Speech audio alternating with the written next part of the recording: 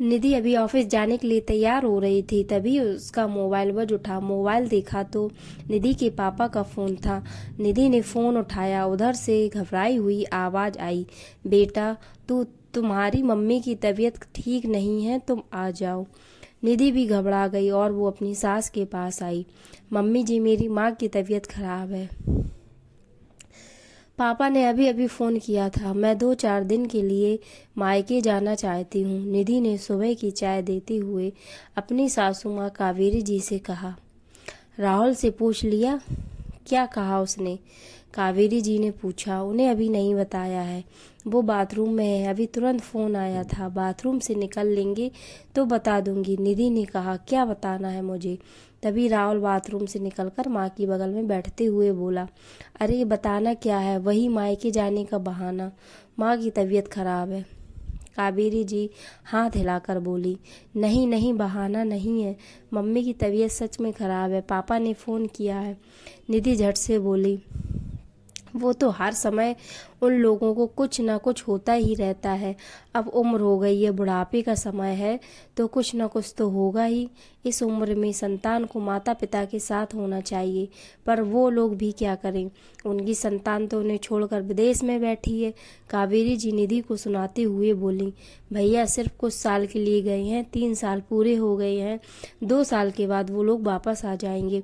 निधि ने कहा, तब तक तुम लगी रहो। शादी के 2 साल हो गए, पर तुम्हारा ध्यान तो वहीं लगा रहता है, यहाँ का तो कुछ ख्याल ही नहीं। शाम को राहुल के साथ चली जाना और मिलकर आ जाना। कावेरी जी ने राहुल की ओर देखते हुए कहा, हाँ यह ठीक है, अभी ऑफिस जाते हैं, शाम को चलेंगे। राहुल ने भी सहमति जताई, लेकिन पापा कुछ घबराए लग रहे थे। मैं अभी जाना चाहती हूँ, हो सकता है मम्मी को हॉस्पिटल ले जाना पड़े। निधि घबराते हुए बोली, और तुम्हारा ऑफिस? राहुल ने पूछा। मैं अभी 2 दिन की छुट्टी ले लूँगी और फिर आगे देखूँगी क्या करना है, ज़रूरत होगी तो छुट्टी बढ़ा लूँगी। निधि बोली, लेकिन यहाँ का क्या, मेरे घुटने का दर्द बढ़ा हुआ है, मेरी तबीयत भी कुछ ठीक नहीं लग रही है।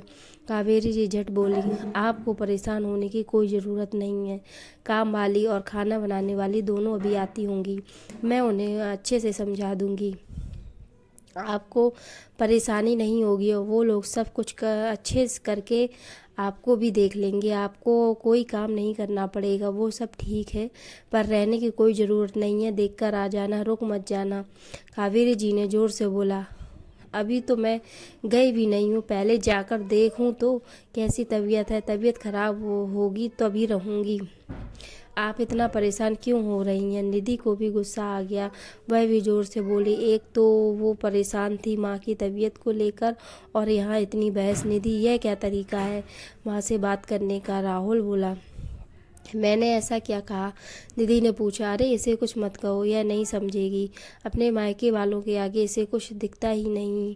कावेरी जी ने ताना मारा, मम्मी जी आप भी तो माँ हैं, आपको कुछ होता है तो क्या हम आपको छोड़ देते हैं?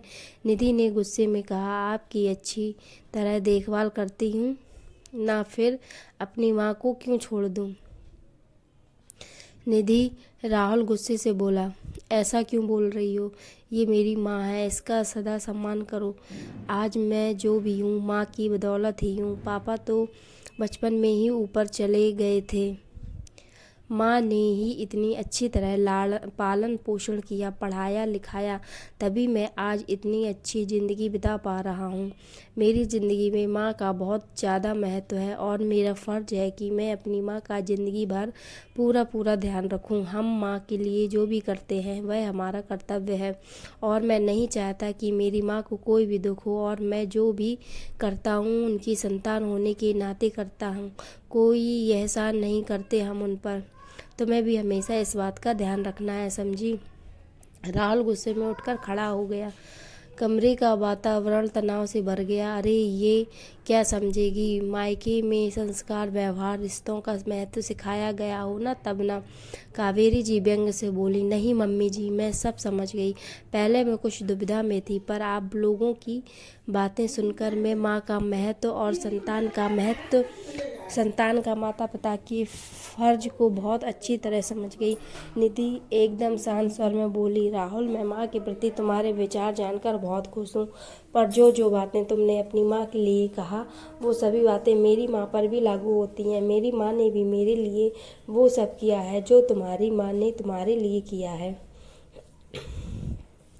तुम्हारे मन में तुम्हारी माँ के प्रति जो भाव है, मेरे मन में मेरी माँ के प्रति भी वही भाव है। तुम्हारी माँ मेरी माँ में फ़र्क क्या है? माँ में भेदभाव क्यों? माँ तो माँ होती है, और तुम्हारी हो या मेरी, उनके प्रति फर्ज निभाने में भेदभाव कैसा? निधि ने एक गहरी सांस ली। कमरे में सन्नाटा छा गया। तीनों चुप हो गए। थोड़ी देर बाद निधि बोली, मैं जा रही हूँ और जब मम्मी की तबीयत ठीक हो जाएगी तब आ जाऊँगी। आप लोग क्या अपना ध्यान रखिएगा। कहती हुए अब कमरे से बाहर जाने लगी। रुको निधि, मैं भी तुम्हारे साथ चलता हूँ, राहुल ने कहते हुए माँ की ओर देखा। माँ ने भी सर हिलाकर अपनी स्वीकृति प्रदान की।